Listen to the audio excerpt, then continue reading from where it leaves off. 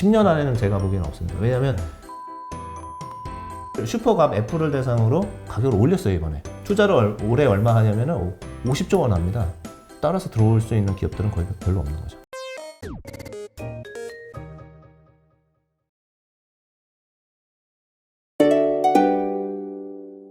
기업발굴법 같은 경우는 사실은 이제 뭐 시장을 떠나서 계속 그냥 반복적으로 적용할 수 있는 이런 부분들인데요. 이번에는 좀 더 퀄리티에 좀 집중을 해가지고 이런 기업군들을 고르게 되면은 적어도 평균 이상 한다.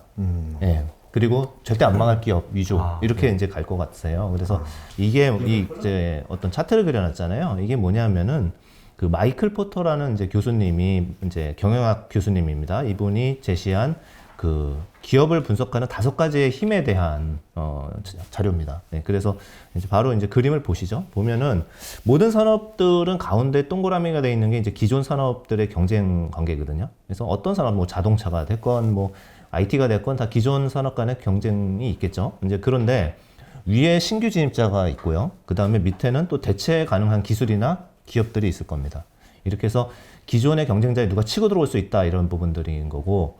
그리고 이제 또 하나는 그 수평으로 보면은 공급자가 교섭력이 있을 때가 있고요. 그 다음에 구매자가 교섭력이 있을 때가 있습니다. 그래서 이거를 뭐 영어로는 셀러스 마켓이냐, 바이어스 마켓이냐, 이제 이런 식으로 힘의 균형이 어디로 가느냐. 이렇게 4개의 다이나믹이 돌아간다. 이렇게 보시면 될 것 같아요. 그래서 이제 핵심은 그거겠죠. 그러면은 기존의 지배자가 잘 지키는 지배자가 있는 산업이면은 매력이 있는 거고요.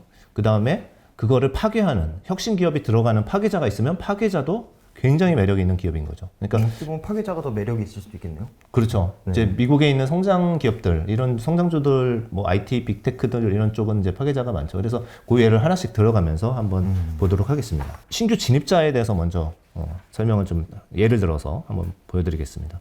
뭐 잘 아시는 이제 전기차입니다. 왜냐면은 기존에 이제 전통 내연기관차들이 뭐 GM 포드 쭉 해서 이제 있었지 않습니까? 폭스바겐 해가지고 이제 그런데 그 테슬라라는 기업이 새로운 전기차를 가지고서 이제 시장을 파괴자의 역할을 한 거죠. 예, 그래서 단순히 뭐 이제 전기차로 배터리만 바꾸는 것뿐만 아니라 이제 자율주행 기능이라든지 이런 부분까지 도입하면서 이제 들어가면서 이제 전기차의 시장 점유율을 보시면은 뭐 압도적으로 테슬라가 미국에서 뭐 18% 이제 세계에서 18% 정도 되고 있고 그다음에 폭스바겐 뭐 나머지가 따라오고 있는데 일단 나머지 따라오는 상황 정도인 거고 어떻게 보면은 테슬라가 계속 주도를 하고 있는 이런 상황인 겁니다. 그리고 이제 중요한 거는 또 오른쪽에 보시면은 이제 그 시장의 성장 그러니까 자동차 산업 내 시장의 성장은 없죠. 별로 없습니다. 한 뭐 3에서 5% 정도 이 정도 증가를 하고 있는데 전기차 시장은 거의 100%에 가깝게 이제 성장을 하고 있지 않습니까? 그러니까 이런 부분에서의 같은 자동차 업계에 있어도 이 자동차 업계를 들어와서 완전히 흔들어 버린 거죠. 그리고 이게 바로 이제 전기차를 준비하지 않은 기업들의 마켓시어는 당연히 쭉 떨어질 거고 전기차 준비가 잘 된 기업들 같은 경우는 계속 이렇게 100%에 가까운 성장의 수혜를 누릴 거라는 거죠. 그렇기 때문에 뭐 지금 테슬라를 추천드리는 게 아니고요. 이게 너무 쉬운 다 아시는 얘기지만 이런 산업에 이런 파괴적 혁신가들을 주목해야 된다라는 부분입니다. 네. 이 지배자와 파괴자 이론을 좀 더 네. 이해하기 쉽게끔 이제 예를 들었다는 말씀이신 거죠? 그렇죠. 예. 네, 테슬라에 대한 뭐 종목 추천은 아니고. 네, 그러니까 이런 부분들이 또 계속 생길 거니까 이제 저희가 이런 구도로 한번 생각을 해보자는 거죠. 그리고 좀 약간 옛날 사례로도 한번 돌아가 볼게요. 옛날 사례로 보면은 약간 이제 젊으신 분들은 옛날 스마트폰이 있기 전에 상상하기 또 힘드셨을 수 있는데 사실은 이제 그렇게 오래 안 됐어요. 한 2009년 정도에 이제 제가 기억하기로는 애플이 아이폰을 처음으로 내놨는데요. 그 전설의 PPT 발표가 있었죠. 예, 그렇죠. 저희가 이제 처음 아이폰을 봤을 때는 이거 외계인이 만들었다 이런 썰도 있었습니다. 그래서 그때가 이제 2009년 한 12년, 13년 전입니다. 근데 그 전에는 이제 노키아라는 브랜드를 아시는 분들도 많이 계실 겁니다. 그래서 그 노키아의 스마트폰, 핸드폰이죠. 핸드폰과 모토로라 핸드폰이 지배적 사업자였어요. 그렇죠. 예, 그리고 삼성폰 정도 있었고요. 그래서 이제 그 시장 점유율을 보시면은 노키아가 전 세계 이제 핸드폰의 50%를 갖고 있었습니다. 근데 지금 노키아 없거든요. 네. 아무도 안 쓰죠. 네, 이게 이제 바로 이 파괴자의 무서운 시장의 변화라고 보시면 될 것 같습니다. 그래서 애플이 들어오고 그리고 이제 삼성은 역할을 했던 것들이 애플이 이제 제조는 안 하잖아요. 그러니까 제조를 하는 부분들에 있어서는 삼성에도 의존을 좀 했었고 이런 부분들 때문에 삼성은 빨리 스마트폰을 캐치업했어요. 패스트 팔로워 전략을 예, 잘 패스트 쓴 거죠. 팔로워로 갔죠. 예, 그래서 삼성이 지금 살아남은 거고, 뭐 LG도 이제 드랍했지 네. 않습니까? 그래서 결국은 이제 뭐 세네 개 업체들 위주로 이제 재편이 된 거죠. 이런 식으로 이 기존에 잠잠하던 시장에서 엄청난 그 변화들이 이제 일어나는 겁니다. 그게 바로 기술의 혁신의 케이스입니다. 두 번째로는. 그래서 스마트폰과 그거는 완전 PC 기반인 거고, 그 전에 통화를 하던 문자만 보내던 그 폰과는 완전히 다른 거죠. 그래서 이런 기술의 혁신들이 나타나고 있는 거죠. 그리고 지금 나타나는 부분들도 좀 있습니다. 이제 지금 보시면은 대체제 위협으로 이제 한 번 더 사례를 더 들어드리면은 그 뭐 인텔 AMD가 CPU의 프로세서를 장악하고 있지 않습니까? 이제 그런데 엔비디아라는 또한 파괴자가 또 나왔죠.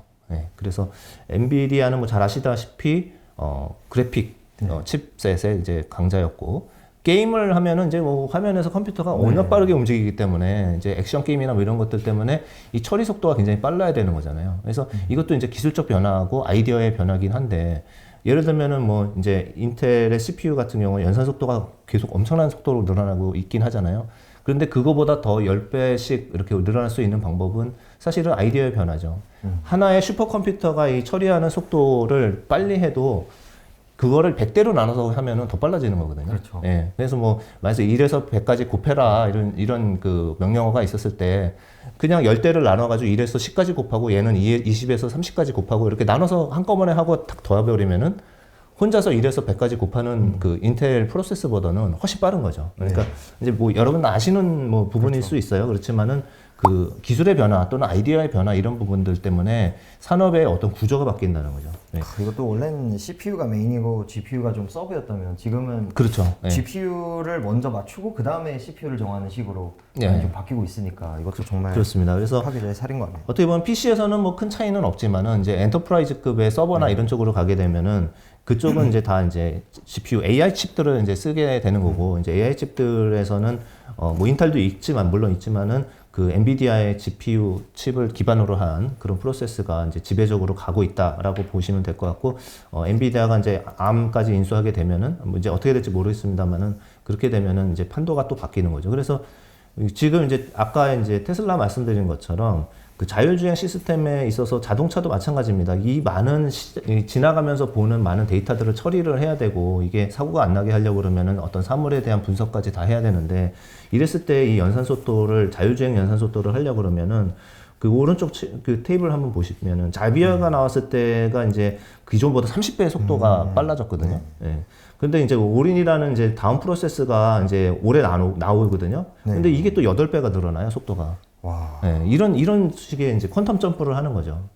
그래서 이 기술을 뭐 아무나 할 수가 없는 거기 때문에 이런 파괴자로서의 엔비디아 역할은 뭐 당분간 계속 된다, 이렇게 보셔도 될 것 같습니다. 그래서 지금 제가 이제 말씀드린 부분은 뭐냐면은 이 지배적 사업자가 있었는데 그거를 두 가지로 깨고 들어올 수 있는 거죠. 하나는 뭐냐 하면은 아까 아예 그냥 대체제, 예, 그래서 기술적인 대체제, 전혀 새로운 개념, 그런 게 하나 있을 거고요. 또 하나는 경쟁사가 이제 침입을 하는 거죠. 네, 하나는 기술이고 하나는 경쟁사입니다. 이렇게 보시면 될 것 같습니다. 지금 이제 위에 수직 부분을 설명을 드렸고요. 또 하나 설명드릴 부분들은 이제 수평 부분. 그러니까 아까 말씀드린 것처럼 이게 셀러의 파워가 있느냐 아니면 바이어의 파워가 있느냐. 근데 재밌는 거는 이 힘의 균형은 한 5년, 10년 주기로 왔다 갔다 합니다. 아, 항상요? 뭐 항상은 아니지만 대부분? 예, 많은 산업에서 이제 그 힘의 균형이 왔다 갔다 합니다. 그래서 이게 이제 서플라이 체인을 분석해 보면 그런데 이것도 하나 예를 들어서 이제 설명을 해볼게요. 그래서 좀 약간 옛날 얘기기도 하고 좀 최근에도 다시 발생하고 있는 얘기기도 한데, 자 보시면은 이제 요새 이제 해운의 운임이 급등을 했었잖아요, 작년에. 예, 급등을 했었고 그건 배가 모자라서 그랬고요. 그리고 뭐 공급망 차질도 있었고 그런데, 그러면은 이제 배를 가지고 할 수 있는 거는 보면은 화주가 있겠죠. 나이키 같이런 화주가, 신발은 어디 저 동남아시아에서 만들어가서 뭐 베트남 같은 데서 만들어가지고 이제 배 실어가지고 이제 갖고 와야 되는 나이키 같은 화주가 있는 거고, 그 다음에 선사, 배 오너들이 있는 거죠. 그리고 또 하나는 마지막으로 배를 만드는 애들이 있는 겁니다. 그럼 이 세 가지의 구조를 봤을 때 누가 갑이냐? 이게 갑이 왔다 갔다 한다는 거예요. 지금 말씀드리고 싶은 거는. 네. 그런 걸 이제 한번 보자는 거죠. 네. 중국이 한참 인프라 투자를 하고 철강 뭐 투자하고 도로 깔고 이럴 때 산업재 버블 시절에 예, 그렇습니다. 2005, 6, 7년 정도 됐을 거예요. 중국의 성장률이 10%를 넘어갈 때입니다. 그때는 이제 중국이 많이 필요했던 게 철광석이랑 석탄. 그래야 이제 자기네 이제 철강 공장에서 이거를 생산을 하죠. 근데 하다 보니까 이제 모자른 겁니다. 모자르다 보니까 중국이 어떤 전략을 썼냐면 원래는 인도네시아하고 호주에서 대부분을 갖고 왔어요. 철광석이랑 석탄을. 그런데 이게 모자르니까 남미로 간 겁니다. 예, 그래서 이제 발레 뭐 이런 쪽에다가 이제 오더를 넣은 거죠. 근데 이제 리오틴토 발레 이런 데 넣으려고 그러는데 거기에 가려고 그러면은 영내권에서는 일주일이면 배가 왔다 갔다 했는데 남미까지 가려니까 거의 한 달이 걸리는 거예요. 예. 그러면은 이제 일주일에 걸리는 배들이 필요한 거랑 그게 거의 4배가 더 걸리니까 배가 2배 이상 필요하겠죠. 예. 네. 이제 그렇게 하면서 이제 붐이 온 거예요. 화주들의 그 예를 들면 BDI 지수 같은 경우 이런 것도 엄청나게 올랐어요. 작년과 같은 현상이 일어났었습니다. 네. 그러면서 동시에 그때 배가 모자르니까 엄청난 발주를 우리나라 3사, 조선 3사뿐만 아니라 중국에서도 이제 조선사가 엄청나게 많이 생겨났죠. 그런 사이클에서는 결국은 이제 최대 갑이 이제 조선사가 된 거죠. 그러네요. 네, 그렇죠. 그럴 수밖에 없죠. 배 자체가 적으니까. 예, 그래서 이제 오더가 막 4년치까지 밀려 있고 이러니까 가격 계속 올리는 겁니다. 계속 올리고 계속 수주 꽉 차 있고 매출 증가율 굉장히 높고. 그래서 이제 당시의 주가를 보시면은 그때는 이제 현대중공업이었고 지금 한국조선해양으로 이름이 바뀌었을 텐데 그때 주가가 한 2배 정도 올랐어요. 그 정도로 올랐네요. 예, 여기 차트 보시면은 2007년에서 2008년 그 리만 사태 전까지 한 12배 정도 올랐습니다. 야.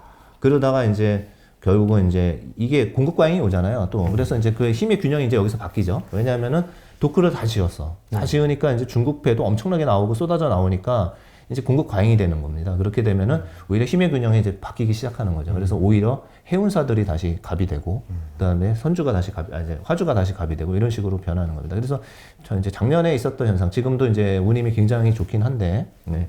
그래서 이제 HMM이라든지 이런 것도 10배 올랐죠 작년에. 그렇죠. 예, 엄청 올랐죠. 이런 부분들도 이제 배가 부족한 상황에서 이런 상황이 발생하기 때문에 이제 나타나는 현상이고요. 그런 기업들을 그 시점에 잡을 수 있으면은 저희는 뭐 많은 수익을 낼 수 있겠죠. 예. 그래서 이런 그 힘의 균형의 변화가 어떻게 가느냐, 이제 이거를 좀 보셔야 될 것 같아요. 언제 그러면은 조심해야 되냐? 이런 증설이 나왔을 때 완공 시점이 되면은 그때부터는 굉장히 조심해야 됩니다. 그러네요. 예. 그때부터 공급 과잉이 시작되니까. 공급 과잉이 시작이 됩니다. 네. 예. 그렇기 때문에 주가는 미리 또 다 이걸 알고 다 올라 있어요. 그래서 증설이 되고 그때부터 막 물량이 쏟아지고 이제 매출이 올라가기 시작하는데 매출하고 실적 좋아지는데 왜 이거 빠지지? 이렇게 되는 거거든요. 근데 가격이 못 버티게 되죠, 보통. 네. 그러면은 이제 선택의 길은 두 가지입니다. 첫 번째는 아까 처음 말씀드린 것처럼 그러면은 처음에 그 동그라미 원에 있는 기존 산업 간의 경쟁, 그 안에 아무도 못 들어온다.